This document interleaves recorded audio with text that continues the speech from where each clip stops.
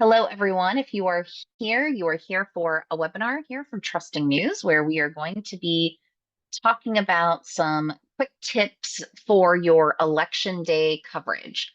The election day is looming closer and closer and closer here at Trusting News. We've been doing a series of webinars to try to assist all of you in your coverage of elections and politics more broadly. And for this webinar, what we're really trying to do is give you some tips of things that you can literally, after leaving this, implement now if you want, and also use on election day itself. So if you have heard other things that we've shared and you've said, we just haven't had time to do that, that seems too complicated. We're hoping that at least these tips for you today, you can walk away and be like, you know what? I can do those things. I can do that on election day. I can do that before election day. I can do that the day after. So I'm Lynn Walsh. I'm the Assistant Director at Trusting News, and I'm joined with Molly. I'm Molly Muchna. I am the project manager with Trusting News. And we're very happy to guide you through these tips and also answer questions as we go through these. So as we talk about election, just kind of a quick overview. At Trusting News, we really like to make sure that journalists are thinking about how the public is perceiving their news content. That's really important because if we talk about trust and we talk about why there is distrust, it's important to understand that why if you are trying to rebuild the trust and get people to um, understand and consume your election content. And so this question, what does the public think about how well journalists are doing when it comes to political coverage, when it comes to covering elections? Basically, they don't think we're doing that great. The good news out of this comes from some recent Pew Knight research. And for me, the good news that came out of this, looking at the slide, is that the percentage of people that's on the left here who say that they often or sometimes get news about each topic. You can see that government and politics is in the top three. That was a little bit surprising to me, but I also think it's great. As someone whose whole career was based on covering government and politics, basically, I loved seeing that.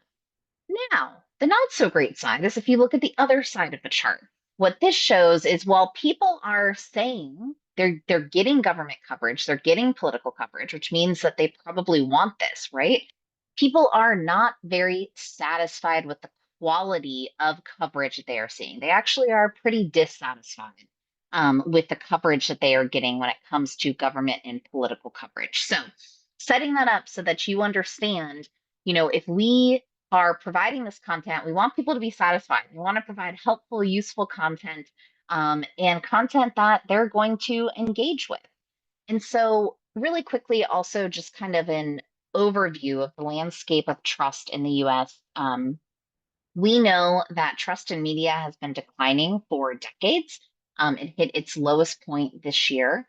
We also know that the levels of trust differ. So, someone's likelihood to trust in news content depends a lot on the individual. Age can play into that. Younger people tend to distrust in news more than older people. Political affiliation definitely plays into that. Research has shown that people who identify as Republicans or conservatives tend to distrust in news more. Also, most recently, independents, we're also seeing declines there, um, where they also we're losing trust among people who identify as independents. And we also know that the type of news we're talking about. So people tend to distrust in national news more than local, but there also is a distrust in local news. So if you're a local journalist, there's still things that we can do because that's trickling down into the local news content.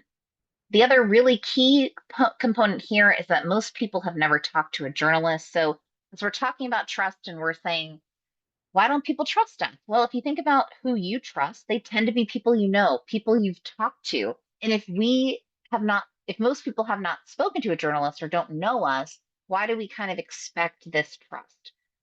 We need to do a better job of reaching out to people so that we can build that relationship and build that trust. So, some other commonalities among people who have low trust in news. People often feel flattened out and overgeneralized. And this list of things is particularly something that pops up in political coverage and or other kind of hot button issues that you might be covering. So People feel overgeneralized in coverage. They feel misunderstood or that coverage leaves them out.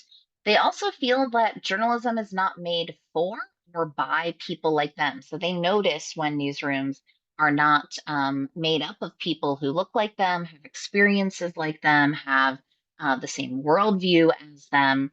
And what happens then is people will stop tuning into journalism if it feels irrelevant to them. Now, that does not mean they're not seeking out information. So I think this is important because if they're not coming to us, they are going elsewhere for this information. So this is kind of one of the biggest reasons why we want to help newsrooms rebuild this trust because people want information. They still need information, especially when it comes to voting, right? They're going to be seeking this out. They're going to be Googling it. They're going to be consuming stuff online, on social media, listening to what their friends are saying and family. And so we want to make sure that if they want this information, they need this information, they're getting it from responsible, ethical journalists who are prioritizing accuracy and fair coverage. And if they aren't coming to you, who hopefully you identify as that responsible, ethical, accurate journalist, then where are they going? And that's where we think of, it's bad if trust in the news is low. So in news organizations, if trust is bad, we feel that is, if is low, then we feel that is bad because it's especially bad for the communities. Because are they then getting the accurate information they need? It's bad for journalists because at the end of the day, it is the bottom line. If people aren't coming to us, we aren't able to sustain our model and our news organizations and also the democratic republic. Can we live in a world of a shared set of facts as easily if people aren't getting information from trusted sources? So at Trusting News, we don't want to spend too much time on the problem. We want to look at possible solutions. That's what we've been doing since 2016. And what we try to do is think about and give strategies and tips on what responsible, ethical um, journalists who are producing accurate information, what they can do.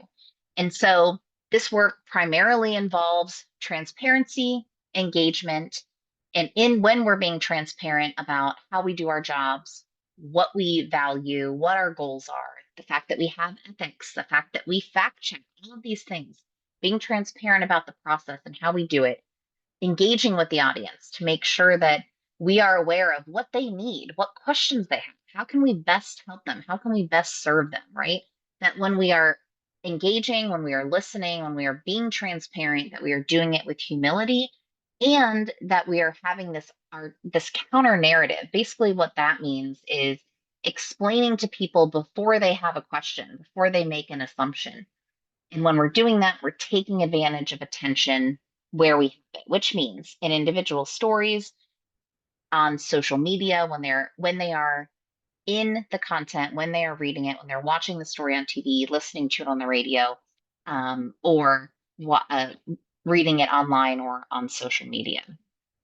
And so we know that this approach, it works. We've done different research throughout the years on transparency, on engagement, specifically around transparency. We have tested in different ways this idea of an explain your process box, sometimes called a nerd box, an info box. The idea is that if you provide people with information about why you chose a story, what your goals were for reporting on a story, the fact that you fact checked, how you fact checked, why you talked to specific sources, providing that information can build trust.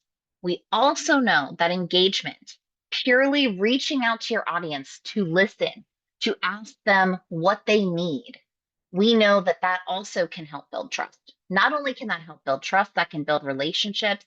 And in some research that we've done, we actually saw that people, when they just spoke to a journalist about what's going on in their community, how journalists could better serve them, it actually was something that people said, this actually makes me likely to potentially subscribe. So potentially there's a way to tie this to your bottom line to get more people not only engaging with you, but subscribing to your news content.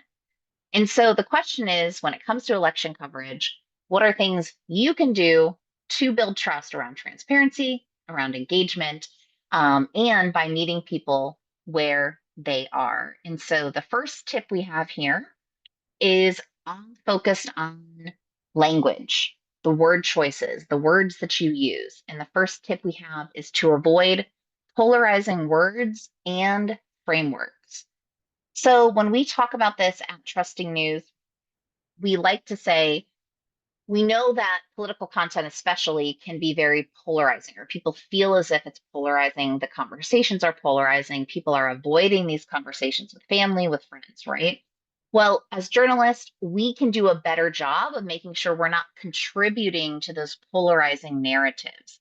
And what some research has found by an organization called More in Common, they call it the perception gap. And what they have done is they have asked people um, about their perceptions of one another, right? How do you perceive people in your community? And oftentimes, Americans have a deeply distorted understanding of each other. What that means is Democrats and Republicans imagine almost twice as many of their political opponents as reality, hold views that they consider extreme. So they call this the perception gap. And what they have found is that increased media consumption, people who follow the news more often have an increased perception gap. And so this kind of shows us that consuming the news can distort our understanding of each other. And why is that? Well, we as journalists are a lot of times, especially with political coverage, contributing to polarizing narratives. We do this by highlighting the most outrageous voice, the most outrageous soundbite. We turn every race into a fight, a battle. Who's winning? Who's raising the most money? We highlight kind of the most extreme voices. When in reality, if we really thought about it, if you take an issue like abortion, and there have been some stories done on this that have been pretty good, where you look at actually people's views are a lot more complicated than just being pro choice or pro life, right? There's a people that have a lot more nuanced views. And are we focusing on those? Are we highlighting those? Are we properly sharing that with the community? That goes beyond abortion, though. That goes with potentially almost every issue that your politicians may be talking about when it comes to the election, whether it's homelessness, the housing crisis, immigration, healthcare. I mean, the list goes on, right? We kind of make these assumptions and highlight those voices on either side. And instead, what if we as journalists decided, we don't want to be part of that problem anymore? We really would love to see journalists do this more often. And we think some of the ways that we can avoid that polarization is to pay very close attention to the words that we are using. We know that as reporters, as editors, we do think carefully about this often. And so we have some tips specifically around when you're covering elections and you're covering some of these issues that people will be voting on. Some words that you may want to just maybe potentially either reconsider or at least be aware that, hey, is this the best language to use? Because is it adding to that polarization? Is that to causing this kind of fight or this argument or kind of pitting people against each other? Some of these words are things that are kind of very basic, saying something like, "Oh, this house cost just $300,000 or just $600,000." Well, even that word "just," that small word, can be something that can give people a sense of where you are coming from as a reporter or a news organization, but also things like um, saying that they thwarted something that they claim. So if someone said something, say that they said it. If they said it, say that they said it. If it's not true, then you can say that it's not true. But saying claim instead of said, supposed, so called, these small words can actually be perceived in a way that can potentially lead to that polarization. So we have a word checklist just about the words to watch out for and just kind of think about how you're using them in sentences. We also have a headline checklist. So we know headlines are a place that can really potentially fall into this problem of the polarization, right?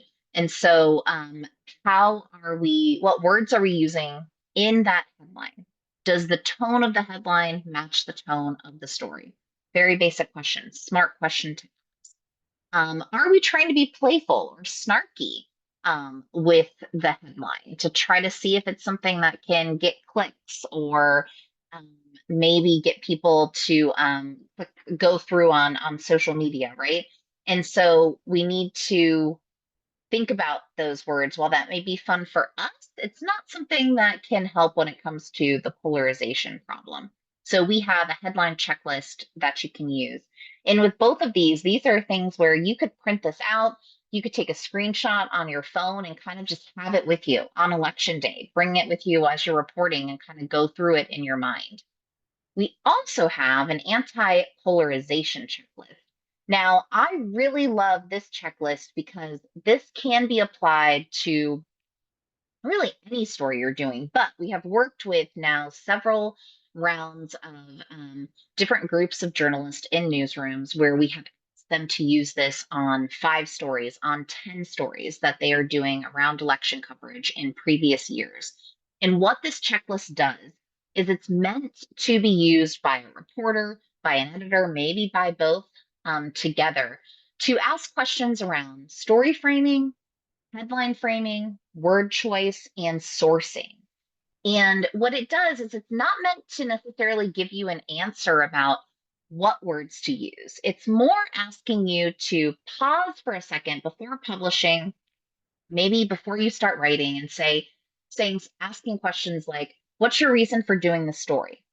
The questions you're trying to answer, is that something that this is actually doing? Is the story actually doing that? If your goal was X, is what you have actually doing that? What kind of labels are you using? Are you overgeneralizing at all as you're describing who someone is or what their viewpoint is? Are you playing upon pre-existing prejudices? So again, this is something you can print out, you can bring with you can take a screenshot of, and what we have found is when journalists use this, they said that it allowed them to take a closer look at word choice, especially in headlines, sometimes changing the language to basically add more nuance potentially, or making sure that their description of groups of people and groups of people's views were appropriate. We also learned when journalists use this that they were able to deepen the number and types of sources included in a story. So this was really great to see because it made people realize, hey, we're missing a particular voice, a particular viewpoint. Should we go out and interview one more person? Before we publish, let's think about that. Let's see if that's something that's needed. Or is it a follow-up story that's needed? Or do we just want to say, hey, we realize that this perspective is missing, and we want to just let you know we're aware of that. We're working on a story, or we'd love to hear from someone who might have this perspective. People also said that the journalists who have used this said it allowed them to add context to stories and focus on the commonalities people have instead of the differences. So again, those are 3 tools that we hope can help you as you are looking at how to avoid polarization in news coverage.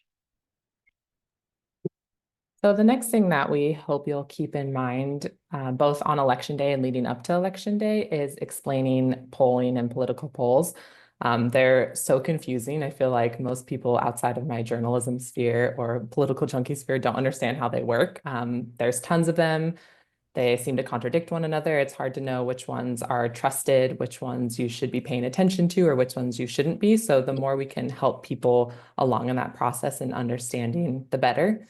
I really love this poll from the 19th that they ran during the 2022 midterm elections, just because they got so clear about the mission and process behind the poll. They started the poll, you can see, with a mission statement, as well as just getting really clear about what the poll was, right? So what sort of information they are trying to include in it. That introduction went on a bit to give some additional context of like why they felt like this information was missing, why they felt like this polling data was so important to include in their reporting on the 2022 midterm elections. The great thing about this poll too is that they also included this FAQ that went over some of the methodology of the poll, but also just explained like some in really basic, clear language how the poll worked. plus just how polls work in general. So it's talking about like who they talked to, who they surveyed, like how they gathered that information. They also had a section that talked about like the margin for error and how they know whether it's accurate or true. And then they ended with this really great blurb about, should we still trust polls? And just answering that question directly, they said, we trust them to do what they're supposed to do, give us information about public opinion at a certain point of time. They're not supposed to predict what happens. And that's why we shared our methodology as well as, the potential error that was there. So just getting really clear about all of the steps in the process and helping give like a larger contextual understanding of how political polls work. This is another example from Minnesota Public Radio that's really great. They did an FAQ about whether or not polls are accurate and credible and how to tell if polls are accurate and credible. I love this FAQ. I love any FAQ, especially because of the format. It's just really nice to have bolded text that's scannable with some quick chunks of information. So anything like that that you can provide on election day, I think is helpful as people likely are feeling pretty inundated with information. The more we can make it easier to digest. But again, they get at the basics like what are polls, what do they do? And then they also created this really great explainer video that we're not going to play for time today, but it's just like a 2-minute video that with some graphics and really quick points of like 4 or 5 things to look for to see if a poll is credible or not. So even if your newsroom isn't producing polls or is just resharing national polls, perhaps from a wire or syndicate service, or even if you don't have the resources to create like, polling FAQs, there's tons of credible news sources and tons of resources out there that you could pull from and share like this NPR video and share it with your audience. So the next thing, this one is especially important, both kind of going up to election day and on election day and even after election day, is to get really clear about how races are called. So not just how we call elections, but also how votes are counted, how kind of what we can expect at polling places on election day. As well as, how do we know, how can we help people set the expectation that vote counting might take a while? So the Associated Press has done a lot of great work around this. They play an immense role in calling elections, and they have for close to 150 years now. And so every single year they compile a really great hub of resources around the election that people can link to and point to, explaining kind of what their methodology is, what their process is, as well as some basics around the election. Like, again, like what sort of things can you expect at polling places? They have a really great explainer about how like glitches in human error are just very common when elections happen, right? Like they're run by humans, so that means that someone might forget a key at a polling place and show up late, or they might run out of ballots, or a machine might be down for a bit. And all of those things that are seen as glitches and are imperfections in the system aren't necessarily signs of fraud or anything going amiss, right? These are all pretty normal things that happen in our voting system. And so the more we can get clear about that and explain that and set that expectation ahead of time, the better people can be prepared, the more, we're giving people context, rather than provoking anxiety. So this week, we actually shared a newsletter with some pre-written explainers that we would love for you to copy and paste or copy and adapt, that kind of are quick blurbs that explain, setting expectations around vote counting, how to answer questions about accusations of fraud or any sort of misassumptions around that, and also explaining why it is that journalists play such a big role in calling elections. So we'd love for you to use these explainers. I'll put the link in the chat right after this. We also link to some AP explainers that might be helpful you could link to as well to provide context. And then we'd love for you to share these messages as much as possible. So both in your day-to-day coverage, so anywhere you're sharing election news, whether it's a voter guide, an election landing page, your election content, or in comments. We'll talk about this next. Lynn's going to talk about it, but misinformation is likely to be around on election day, right? And in your comment sections, and I'm sure people will be making accusations of fraud no matter which way the election is looking like it's going to go. And so the more we can address that quickly and kind of have those things ready to share, ready to say like, hey, like actually we published this 2 weeks ago that said this is a really normal part of the election process, the more we're able to kind of nip that in the bud. Yes, so as Molly mentioned, this idea of misinformation, I'm sure you are already probably seeing it there. We've had examples of it at, a national level, of course, but even at a local level, this is something that probably already has happened most likely, and or you will see happen. This goes back to, again, the idea of how people are consuming information just have changed, right? And so they're getting information bits and pieces all over the place. And so it's likely that sometimes they might not be getting information that is actually true. They might be reading someone's opinion posted on Facebook, or they might be listening to a podcast where someone's sharing their opinion and not realize that it's opinion, right? So they take it for fact, potentially, or it just could be that they're actually being manipulated with misinformation and disinformation, right? And so, first and foremost, we like to tell newsrooms and journalists to empathize with people who and news consumers. So again, it's this whole point that it is hard to be a news consumer. It can be a frustrating experience. It can be hard to tell what is true, what is not, what can be trusted, what can't. And so sometimes we as journalists are kind of like, why don't these people, where is this happening? Who are these people that are getting this misinformation, right? We kind of sort of sometimes brush them off, or I've heard that happen. They must not care about facts. And instead, what we are encouraging journalists to do is instead have empathy for that news consumer experience and not brush people off that way. Because often we want to give people benefit of the doubt and say that they may not know that the information they are consuming is incorrect or is kind of some parts of it are true, most of it is someone's opinion, right? And so instead, let's have provide some grace and help them understand and use it as an opportunity to share the real facts and help them better understand the truth instead of just saying, oh, well, they just don't care about the facts, so I'm not even going to engage with them. And so the organization First Draft had this really great thing called the tipping point. I'm sure maybe you have heard of it before, but oftentimes there is this question, especially in local news, like when should we jump in to cover misinformation? Like if we see that it's spreading, there is this potential danger that by covering it, we are allowing it to spread more, right? And so they have these 5 questions that I think are really, really great. And again, this would be a great thing to take as a screenshot, print out on your desk to kind of say, okay, has it reached the tipping point? Has this misinformation, this rumor, these different questions, or maybe this photo that someone's sharing, has it reached a point where we should cover it because it would be helpful? And so questions they ask is how much engagement is the rumor receiving, and how do these numbers compare to similar content on the platform?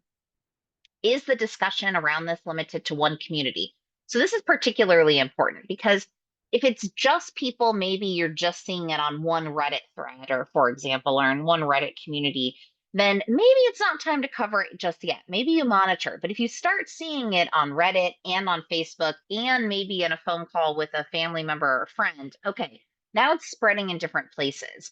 So it's jumped platforms. That could be a reason it's hit this tipping point, might be a reason to cover it. um, who is sharing this information?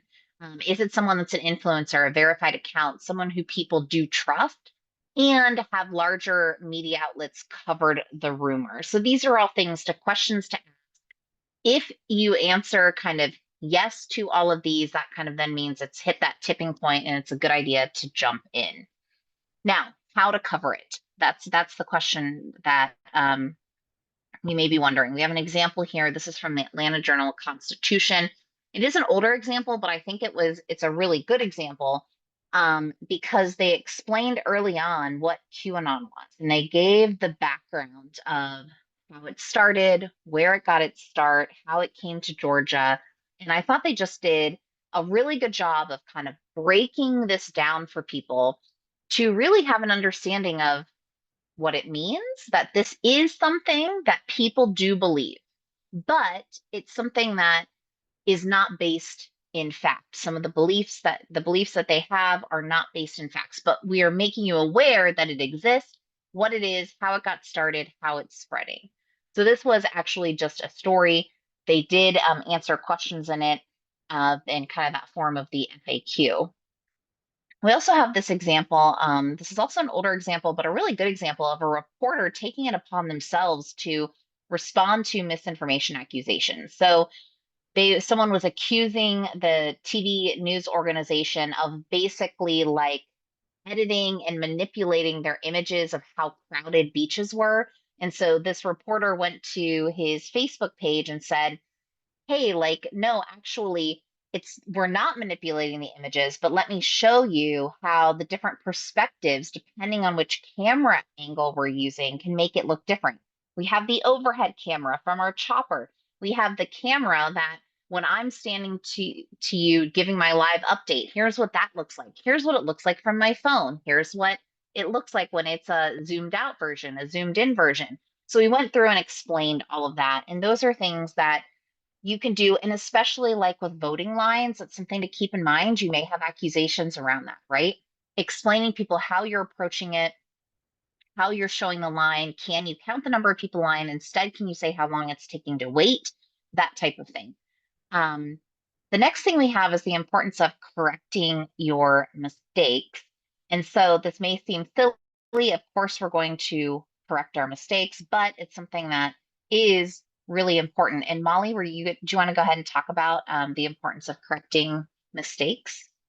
Yeah, I think as Lynn was saying, it's obviously so important to correct our mistakes. As journalists, I think we care a lot about getting things right. And of course, most journalists I know correct things really quickly, but again, there's tons of research from the public that shows the public does not think that journalists care about getting it right and being accurate. And there's also research from Pew that shows the more prominent journalists are with their corrections, the more favorable people see that news organization. So it's actually beneficial to be upfront and transparent about your corrections. So this is a really great example from Ground News and how they were super transparent about a correction that they had. Ground News is a news aggregate site, and so they had shared a story on their website and social media that later was deemed to be a totally false story, a pretty big correction, right? And so because it was a pretty big correction, they made sure that they took up their correction took up as much prominence as the story did. They did a whole Instagram carousel that explained kind of what happened and how the mistake happened. I love they talked about their mission, how they want to be a trusted source and how they want to get things right, but that sometimes they make mistakes and they talk about how this mistake happened and then what they're doing to prevent mistakes like this from happening in the future again. This is another quick example from Tangle, which is a daily nonpartisan newsletter. What I love about their newsletter is that they put their corrections at the very, very top of their newsletter every single time there is a correction. And they also count the corrections. Yes, thank you, Lynn, for highlighting it. It's kind of hard to read at the bottom there, but it says this is our 108th correction in our 254-week history. It's our first correction since April 25th. We track corrections and place them at the top of the newsletter in an effort to maximize transparency with readers. So again, just being mindful that as people will be, hyper aware of mis and disinformation sharing, there's going to be a lot of things going on. It's super important that if you share something that later turns out to not be true, whether it's because it's breaking news and it's just evolving, or it needs to be a correction, to be really clear about that and prominent about that with your audience. And one other reminder just around corrections is, sometimes I think we feel this rush to report because we're seeing other news organizations reporting something, especially maybe locally, and we're seeing, oh, someone's reporting that this person won the race, but maybe you're not ready to. It's also okay to say, hey, we know you may be seeing news elsewhere that so and so has won the race. We are still checking that and want to make sure that we have an accurate count and accurate understanding. We're checking the facts. As soon as we know and are sure of that or what could be true there, we will come back to you. But we have someone working on it. Letting people in on that process, talking about that can also be helpful, and just reminding ourselves that it's better to be correct than first, better to be accurate than first. And I think sometimes, especially in election coverage, we want to be first, but much better to be correct instead of having to do that correction. But if you do get something wrong, please do correct, and the more prominently you can do that, the better. Another big tip: label opinion content. This is something that is just a personal frustration of mine, but also something that I think is so simple and we can do better. And I think also from a news consumer perspective, people first and foremost perceive that there's too much opinion in news coverage. In some cases, they're correct. But honestly, in other cases, it's just that they're not sure what's opinion and what's news. Obviously, this may be more true for national news content than local news content, but often, even in local news content, when content gets shared, it can be hard to tell what is opinion and what is news. Opinion content is not necessarily bad, but people should know that when they're consuming it, it is opinion content. So they can read it, listen to it, watch it accordingly, right? There is some truth in opinion content. Opinion content, a lot of times, is fact checked. So it's fine to consume, but we should make sure we're making the user aware of the fact that they're consuming it when they are consuming it. Because otherwise, if it's unclear, people make assumptions that that is showing your bias, and that you have an agenda. This is an example from the Indy Star where they did a tweet where it just said, elect Joe Biden, reject Donald Trump. But they didn't label it that it came from their editorial board, that was at the USA Today editorial board, that it was opinion. They did reply once they posted and said, that this came from the USA Today editorial board. It is separate from the newsroom, but really that should be up front in that initial tweet. Otherwise, people are going to assume that the news organization, not that the opinion side of the news organization, which again, say that they are separate if they are, is saying that that is true. So anything you can do to prominently labels and make sure that those labels travel. Ideally, you are using the word opinion. People do not necessarily know what an editorial is, what a letter to the editor is. They are not necessarily making that connection that that is opinion. Putting the opinion writer's name with a colon, not necessarily going to be enough to signify that that is that person's opinion. So use the word opinion whenever possible. Make sure that it travels when it is shared off of your website, outside of your radio newscast, outside of your TV newscast, right? And this is just a couple examples from the New York Times. Having opinion, it travels when shared, and they have a definition here, a little explanation of what the editorial board is. Most importantly, it is separate from the newsroom. Molly hinted at this, but something you can do on election day and before is pay attention to those comments. Now, you may be thinking, oh my gosh, I do not want to do that. That sounds like something that would be just miserable, not something that is worthwhile. But think about it this way. If you think about the comments as a party you're hosting, imagine you throw a party, you get a bunch of alcohol and drinks and a DJ and food. You invite people all over to your house, and then you just walk away and you think, oh, everything's going to be perfect. Nothing wrong is going to happen. Maybe that's the case. Maybe people will have a wonderful time. Maybe everyone will, but sometimes, most of the time, that's not really what happens. Someone may have too much to drink. Maybe they start getting a little rowdy. Maybe they say something inappropriate to a guest. They turn the music up too loud. It upsets your neighbors, right? So you, as the host there who invited people to your house, you are there to help prevent those things from happening, or if they are happening, kind of step in and try to make them better. And so the same can be said about the comment section. We can be there to, one, if people are spreading misinformation, delete their comments, say that we will delete comments that are misinformation or disinformation. We can be there to monitor to see, maybe people have questions. They absolutely will have questions about things. And if they ask the question, others will probably jump in and answer. You probably see this if you pay any attention to your comments, or just go on a next door thread. This happens all the time. Someone says, oh, what were those sirens? Everyone's jumping in with all their thoughts of what it could be. A lot of times, not true, right? And so, how can we, as news organizations, make the experience better, and also something that is not contributing to that spread of misinformation and disinformation? And one of the things is to monitor and potentially answer questions and provide feedback there.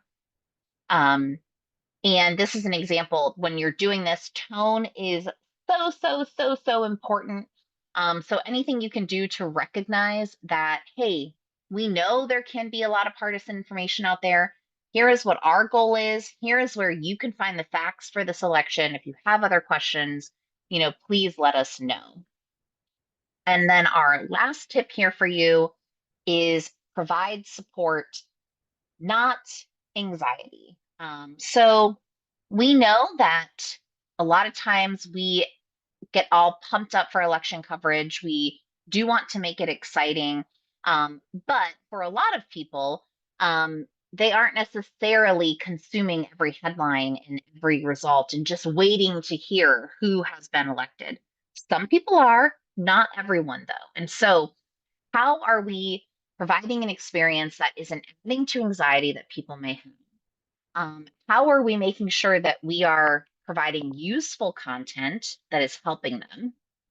And so, some questions that we consider newsrooms asking is like, first and foremost, have you set the expectation ahead of the election that it may take days or weeks to know the result? How does the voting process, the election counting of votes, how does that happen? Um, do you have kind of other content ready during unclear outcomes? So anything to add context or explainers about how the process works? Um, your use of the term breaking news. Can we know this is an election? The election we know has been, we knew the date it's happening, right? We've known for months, for years, right?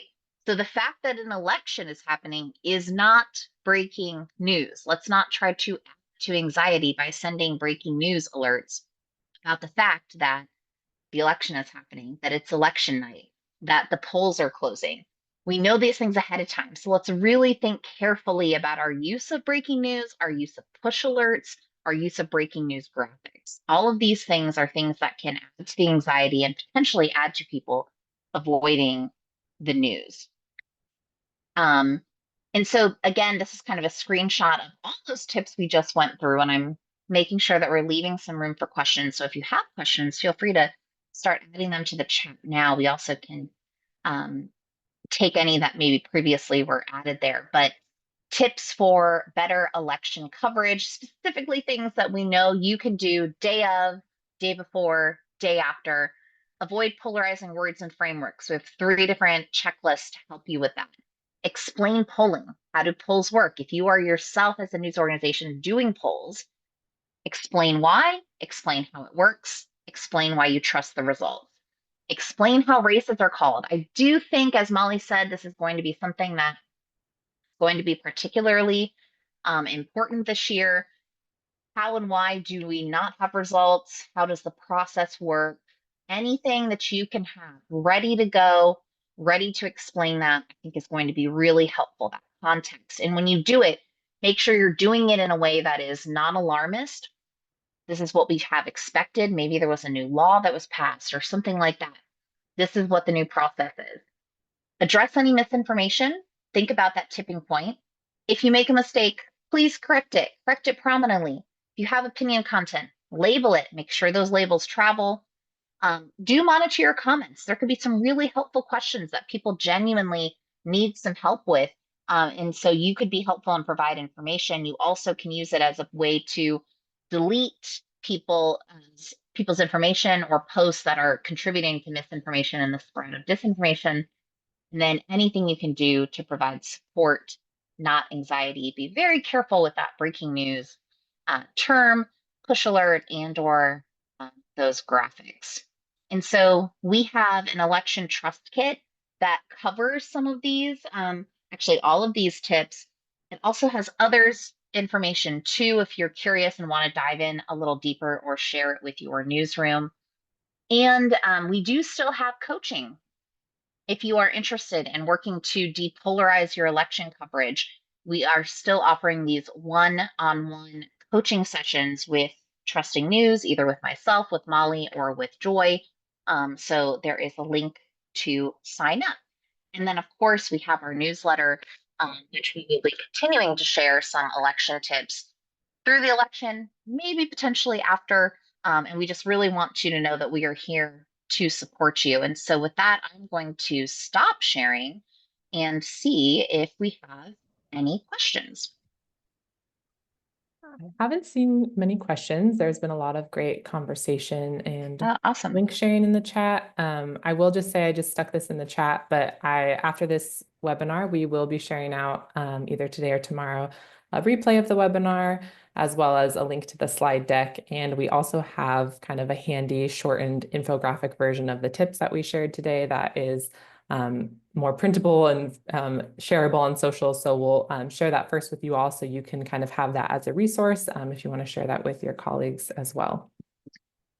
We do have one question here, Molly, I see from Bridget. What tips or suggestions do you have for coverage of what's happening at polling locations day of?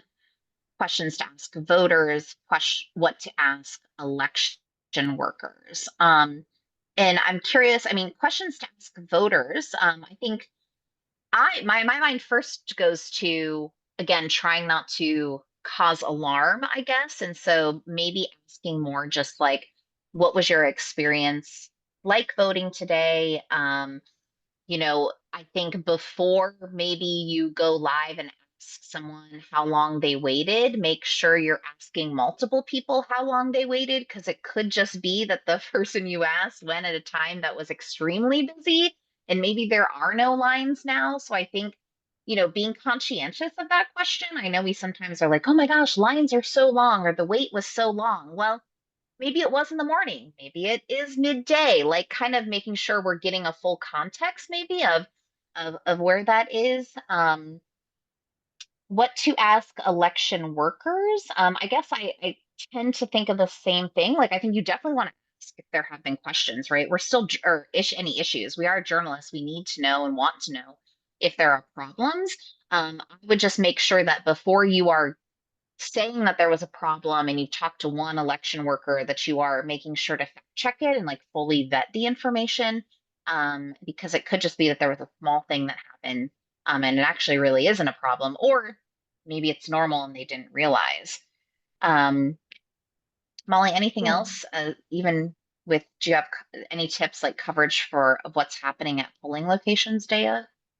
Yeah, I think you touched on a lot of great points, Lynn, and similar, like I would say just provide as much context as possible. And that's what we are trying to get at with sharing these explainers about how the vote counting and polling places work ahead of time. Like it's it's definitely important and great information to be sharing with your communities, like where polling lines are long and where they're not. But again, thinking of like how can we like have context around that to ground that in, and then also be sharing that, excuse me, in a way that Lynn was saying isn't alarmist. So how can we be like talking to election workers in a way, like if one of them sees a glitch and feel like, how can we be constantly thinking about that context and asking questions about like, okay, like how long have you been in like, is this your first year? Like talking to multiple people at the polling place, maybe going to different polling places, providing information like Lynn was saying, instead of saying, breaking news at this polling place or this polling place had trouble, like, yes, we need to report that, but also then reporting the other parts of going to talking to other election workers at other sites saying like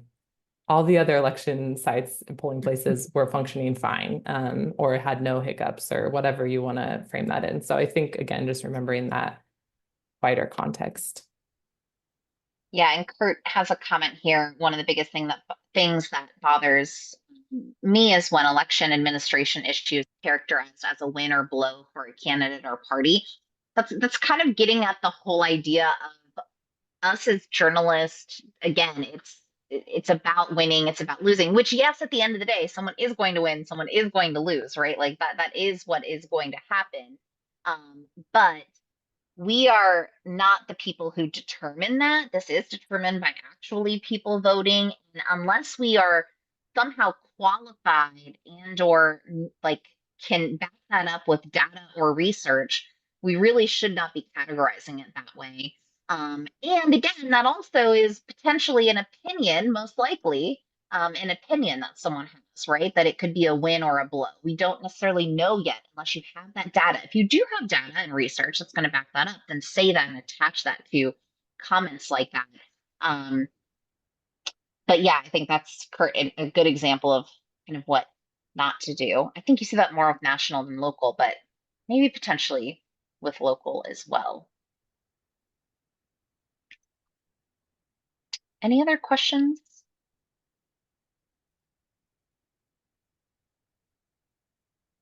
Trying to see if there's anything. I just want to say a big thanks to all of you. Having been a journalist have Lynn and I have both Mhm. covered many elections in many years, and it's just so much work. And so thank you all for doing the hard work and for wanting to do it in a way that builds credibility and is mission driven and helps support your community. It's amazing that there's so many journalists doing that. So thank you for all your work.